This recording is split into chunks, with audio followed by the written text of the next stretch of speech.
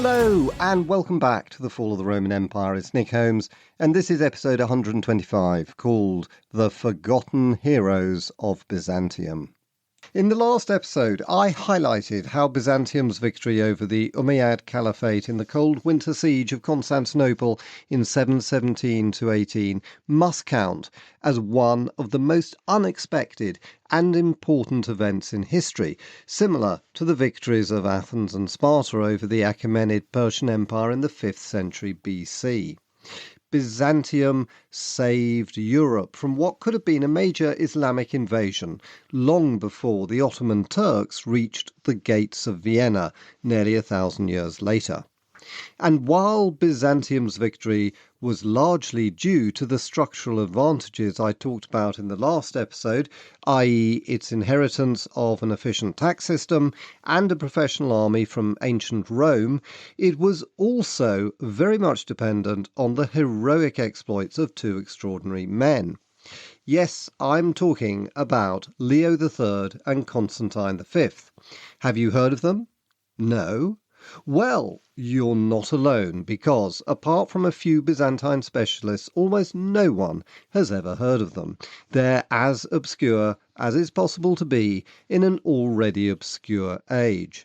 And in today's episode, I want to explain why I think this is wrong. And these two men were heroes of the Dark Ages, and they changed history. Their lack of visibility is explained, I'm going to suggest, by a conspiracy formed against them by their contemporaries, which echoes the all too common cancel culture of our own times. So let's begin with Leo III, who you may remember from episode 113 was the man responsible for defeating the Umayyad fleet and army sent to take Constantinople in 717.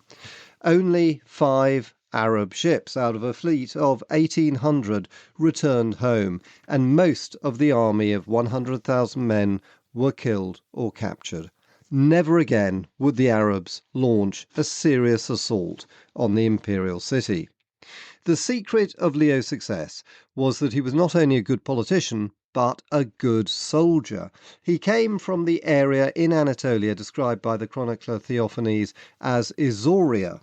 The exact boundaries of this territory are uncertain, but historians favour the southeastern portion of modern Turkey, in particular the lower half of the Taurus Mountains, which was the front line against the Arab invaders and populated by a militarised society. Leo was brought up as a soldier and a man of action. Now, let's look briefly at his opponent, the Umayyad Caliphate. They were, of course, the strongest power on the planet, but after their defeat at Constantinople, they were in retreat, and it wasn't just in Anatolia. I'll cover this in more detail in a future episode, but the Caliphate was losing ground everywhere.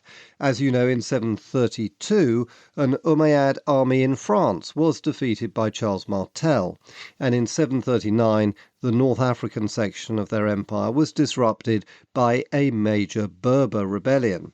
At the same time in India, Umayyad armies were defeated by the South Indian Chalukya dynasty. Meanwhile, in the Caucasus, the Khazars, a Turkish confederation, defeated a large Umayyad army at the Battle of Marj Ardabil in 730.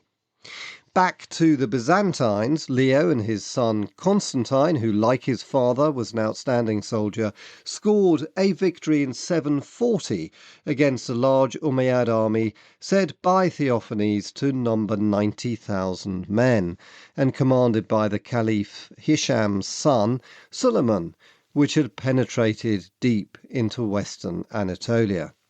At the Battle of Akroinon, near to the Byzantine city of Dorylaeum, Leo and Constantine routed the Arabs, killing, according to Theophanes, 2 of the 4 Arab generals in command of this host, although Suleiman himself survived and fled with the survivors of his army back to Syria. Frustratingly, we have no details of the battle, although most historians regard it as the first time the Byzantine army engaged the Arabs in a pitched battle since the disastrous Battle of Yarmouk over 100 years previously in 636. How did Leo and Constantine achieve victory? Did they lay a trap for the Arabs? Did the Byzantine heavy cavalry smash through the Arab lines? Unfortunately, we'll never know, because neither our main chronicler Theophanes nor any other has left us with a description of the tactics used in the battle.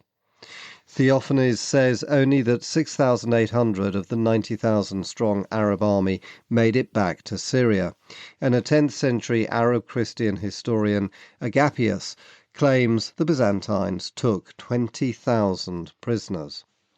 Whatever really happened, it was soon to be curtains for the Umayyads. In 750 they were overthrown by the Abbasids. A new era dawned for Islam that would also bring an Islamic renaissance and new challenges for Byzantium. But in the next few decades, it was Byzantium that was on the ascendant under the brilliant leadership of Constantine V, who succeeded his father when he died in 741. Like his father, Constantine V was a skilled soldier, as I've mentioned. On Byzantium's eastern front, he followed up the victory at Akroinon with several campaigns expanding Byzantine territory south towards Syria. In 747, he destroyed the Arab fleet off Cyprus and reoccupied the island. However, a devastating and final recurrence of the Justinianic plague forced him to retire to Constantinople. Theophanes has left us with a vivid description of the plague, similar to the accounts of Procopius and John of Antioch about the first outbreak of this epidemic in 541, and there's no doubt thousands died from it. Constantinople's population was probably about a tenth of what it had been in Justinian's day, so perhaps 60,000 inhabitants compared with 600,000, and perhaps a third of them died. When the plague finally petered out in 747, the Byzantines recovered quickly. Constantine repopulated the city with Greeks from the mainland. In 751, with the plague behind him, Constantine resumed campaigning against the Arabs in Anatolia and recaptured Theodosiopolis and Melitene in the eastern half of the region. By 757, he was so feared that an Arab army was said to have run away rather than face him in battle. In the same year, he agreed a truce with the new Abbasid Caliphate and switched his army to the west. For most of the next 20 years, he campaigned in Thrace and Macedonia, pushing the Bulgars and Slavs back towards the Danube. He won several victories, although he suffered one defeat at the Battle of the Rishki Pass in 759, but this didn't prove to be a serious setback. He regularly sent Bulgar prisoners back to Constantinople, where they would be beheaded in the Hippodrome as the spectators cheered before the chariot races began. Constantine was a fan of chariot racing, which he revived and sponsored as a sign of Byzantine recovery. When he died in 775, he was negotiating the Bulgarian Khan Tedarig's surrender, although this wasn't achieved in the end. Constantine's indefatigable energy extended far beyond campaigning. He changed the Byzantine army by establishing elite regiments of heavy cavalry called the Tagmata, distinct from the thematic armies, which, as we discussed in the last episode, were the remains of the old Roman field armies. In particular, he reinstated two ancient regiments which had existed as guards units nearly 500 years before under Constantine the Great, the Scolae and Uxcubitors, and enlisted tough young men into them, paying them more and equipping them better than their thematic counterparts. These became his crack troops, similar to American Navy SEALs or the British SAS, who would break the enemy at the vital moment in a battle. I can't help thinking it was these soldiers who the Arabs feared so much that after 757 they preferred to retreat than meet them in battle. It's worth noting much of Constantine's motivation in setting up the Tagmata was to quell internal opposition, in particular to offset the threat from the Opsikian theme, which was the one closest to Constantinople, since its Count Artabasdas had revolted and made a bid for the throne when he succeeded his father. By creating the Tagmata, Constantine created, in effect, his own private army. He also divided the Opsikian theme up into 3 smaller units that posed less of a threat.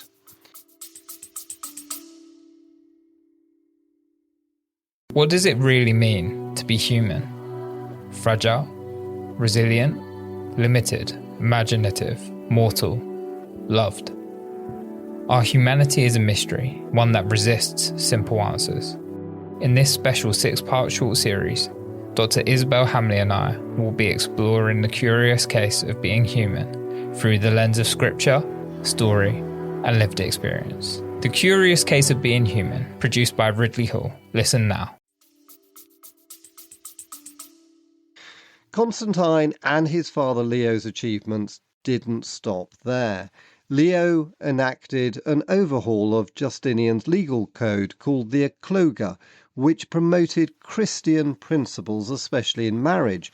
As one historian has pointed out, this resulted in a significant strengthening of women's rights. For example, men committing adultery were now answerable to civil courts, where it was previously left to the church, which normally did nothing. Women could divorce men caught as adulterers, and were even allowed to divorce men when both sides agreed the marriage wasn't working. Men caught consorting with prostitutes were required to marry them, and a mother's consent to her children's marriages was now required in addition to the father's. Constantine was more interested in economics than his father, and to stimulate the economy, he introduced a new silver coin called the millirision, worth 1/12 of a gold numisma. Similar to Heraclius's silver hexagrams, this increased the number of coins in circulation and facilitated trade. Constantine was also an enthusiastic builder. His largest project was to repair and restore the great aqueduct of Valens, built in the 3rd century AD, which had been largely destroyed by the Avars in the siege of Constantinople in 626. Projects like this in the Dark Ages represented monumental tasks compared with what would have been a fairly routine job in Rome's glory days.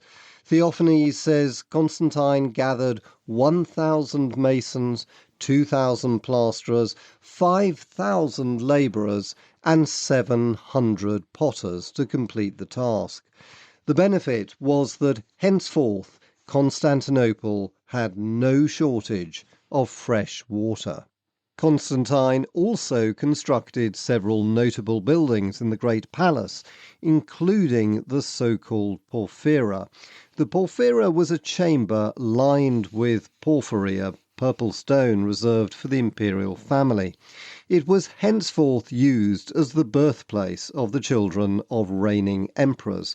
Constantine's son Leo was the first child born here, and thereby obtained the title Porphyrogenitus, meaning born in the purple, which became the ultimate accolade of legitimacy for an imperial prince or princess.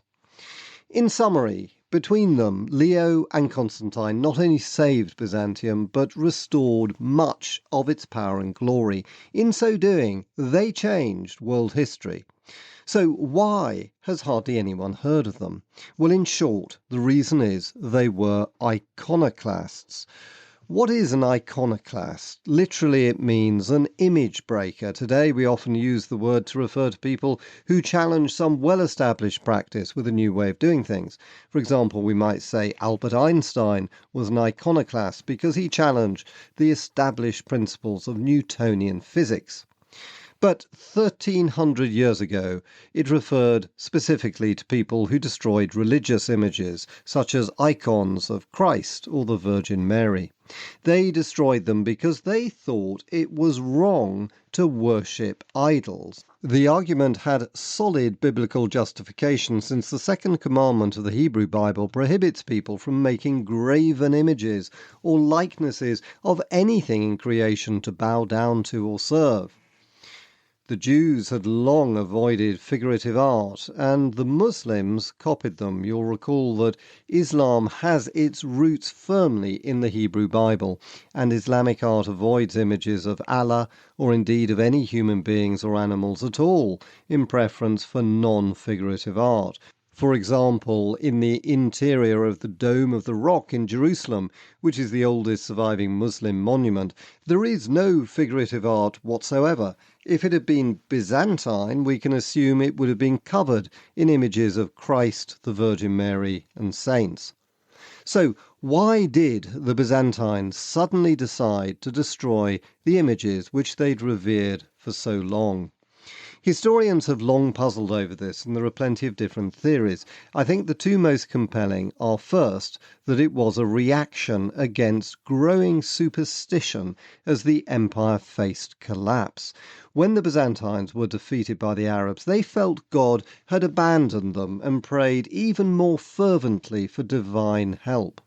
Icons offered a door into the spiritual world, and monks, for example, hoped that their prayers would save the empire. But this growing superstition was repugnant to many Byzantines, such as Leo III and Constantine V, who regarded their hard-earned victories over the Arabs as the result of skill and bravery rather than prayer. Another argument is that the iconoclasts believed God favoured the Muslims because they didn't worship idols, in which case the Byzantines needed to copy them and renounce images. One historian has remarked that iconoclasm showed Byzantium had sunk so low that it was merely an Islamic satellite. And it wasn't just the rise of Islam that seemed to show God was punishing the Byzantines. Natural disasters were all too frequent in the 8th century, and our main chronicler Theophanes says Leo's conversion to iconoclasm began when he heard the news of a massive volcanic explosion beneath the sea next to an island called Thera. Thera is the Greek name for the island in the Aegean we call today Santorini, which is derived from the Venetians who called the island Saint Irene after the island's largest church, which became shortened to Santorini. Today, Santorini is a top tourist destination, and if you go there by boat, you might be a little alarmed when you realise that you're in the sea just above a vast submerged volcano. Some 3,600 years ago, in around 1600 BC, it erupted in the largest volcanic eruption in human history, creating a giant tsunami which swept down to Crete and destroyed the Minoan civilization on the island and gave rise to the legend of Atlantis. The same, albeit on a much smaller scale, happened again in AD 726, as described vividly by Theophanes, who says the volcano exploded and, quote, sent forth great lumps of pumice like hilltops, reaching across Asia Minor and covering the islands of Lesbos and Abydos and the coast of Macedonia with ash, and filling the sea with floating lumps of pumice, end quote. Theophanes says the Emperor Leo III thought this was a signal from God that the Byzantines should stop worshipping icons, and he sent his troops to remove the great icon of Christ, which the Emperor Justinian had created on the so-called Bronze Gate, the ceremonial entrance to the great palace in Constantinople. The story goes that as the soldiers were hacking the image of Christ off the wall of the gate, a riot ensued and a group of enraged women attacked the soldiers and killed some of them. After that, Theophanes says Leo tore down all the religious images in Constantinople and beyond, and required his subjects to worship religious symbols only, principally the sign of the cross. In 754, at the Council of Hieria, he banned icons. He also detested monks, who he regarded as superstitious time-wasters. In 765, he entertained the spectators in the Hippodrome with a parade of monks, who he instructed to walk hand-in-hand with prostitutes, who they were then obliged to marry. Not surprisingly, Constantine's actions were not welcomed by monks, and it was unfortunate for him that our only major source on his life was written by a monk who was an iconophile. This was, of course, the same Theophanes, who I've been quoting from throughout this episode. The iconoclast controversy was far from over. Byzantium would eventually return to icons. As we'll hear in the next episode, in 787, the Empress Irene restored icons, although this was reversed again in 815 by Leo V, until icons were definitively restored in 843. So, the iconophiles were the winners, and as we all know, history is written by the winners. So it's no surprise that Leo III and Constantine V were written out of history and their outstanding achievements downplayed. But what is a little more surprising is that Theophanes, who decried Leo and Constantine as evil heretics, knew Constantine very well. Indeed, the emperor had even helped him in his career. Despite this, he was vitriolic against him and described him as the Antichrist, and he told a particularly nasty story about him. When Constantine was baptized as a baby, he claimed he defecated in the baptismal font. For this, he called him Kopronimos, meaning dung-named, or a better translation might be shit-faced. The cause of Theophanes' dislike of Constantine has a personal side to it. Theophanes was born into an aristocratic family, well known to Constantine. Indeed, the emperor was clearly a good friend of his father's, and when his father died unexpectedly, he wanted to help his son's career. He considered the best way of doing this was to get him to marry an eligible young woman. Most young men would have welcomed this, but not Theophanes. Against his will, Constantine required him to marry a young woman from an illustrious family called Megalo.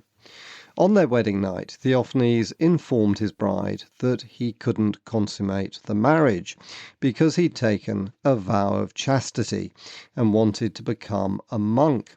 He even persuaded the girl to join a convent.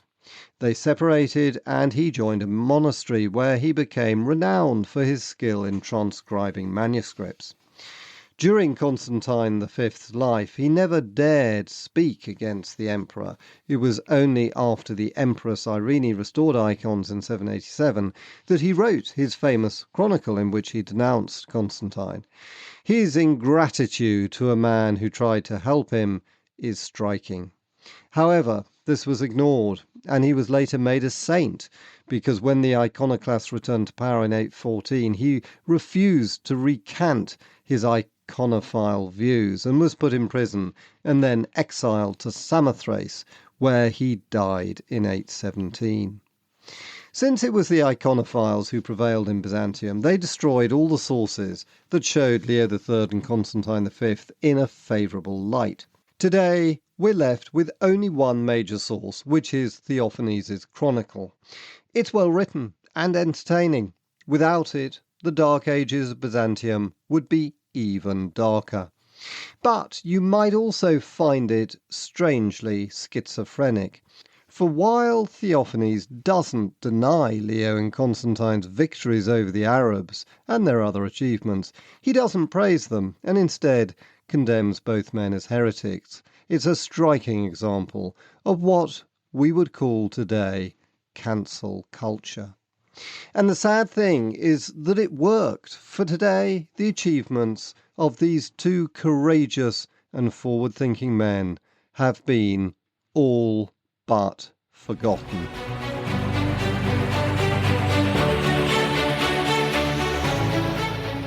And that ends this episode. Thanks so much for listening, and I hope you enjoyed it. In the next episode, on the 20th of December, we'll continue with the story of Byzantium and the iconoclasts. And if you like the podcast, why not leave a review, tell a friend, or best of all, sign up to my newsletter where you can get a free ebook. Just visit my website, nickholmesauthor.com, link in the show notes. Thanks for listening, and see you next time.